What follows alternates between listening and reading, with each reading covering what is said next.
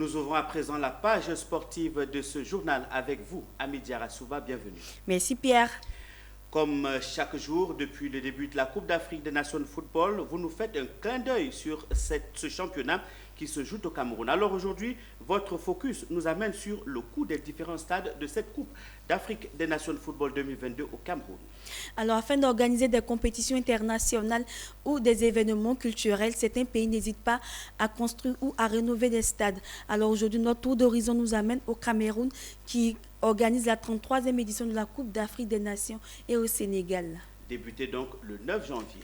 À Midi Arasouba, on commence par le stade de Yaoundé, dénommé le stade Olembe.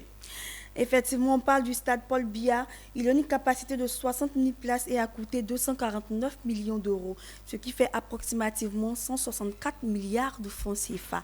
Selon certaines sources, le stade Paul Biya est l'un des stades les plus chers d'Afrique. Outre le stade, il y a aussi un hôtel de 5 étoiles. Il a en son sein un centre commercial, un gymnase, des cours de tennis et des terrains de basket ou de volleyball.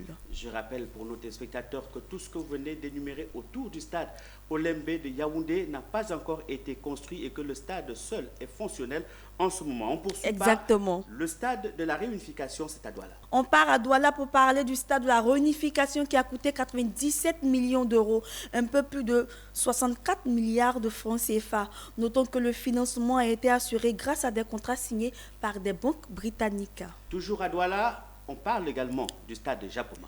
Le stade de Japoma a une capacité de 50 000 places. Il a été construit par le consortium américo-turc. Il faut savoir aussi que le coût s'élève à 138 millions d'euros, ce qui équivaut approximativement à 30 milliards de francs CFA. Un autre stade qui intéresse nos téléspectateurs, c'est le stade de Garoua. On parle du stade de Rwamde Adja, qui est à Garoua. Il a été rénové par le groupe portugais Mota Engils. Il faut savoir qu'il a une capacité de 22 000 à 30 000 places. Pour le moment, on n'a pas encore les coûts concernant ce stade. Voilà donc terminé pour le Cameroun. Alors, vous nous amenez également au Sénégal. Oui, au Sénégal, c'est une entreprise turque qui a construit ce stade qui se nomme Diamnado. C'est ça? Pierre, tu m'avais dit que c'était Diamnadjo, puisque tu comprenais un peu le Wolof. C'est à peu près ça. Donc, on parle du stade de Diamnadjo qui a un coût de 10,1 millions d'euros avec une capacité de 15 000 places. Il faut savoir aussi que sur le même site sera construit un autre stade qui doit abriter normalement les Jeux olympiques de la jeunesse en 2022.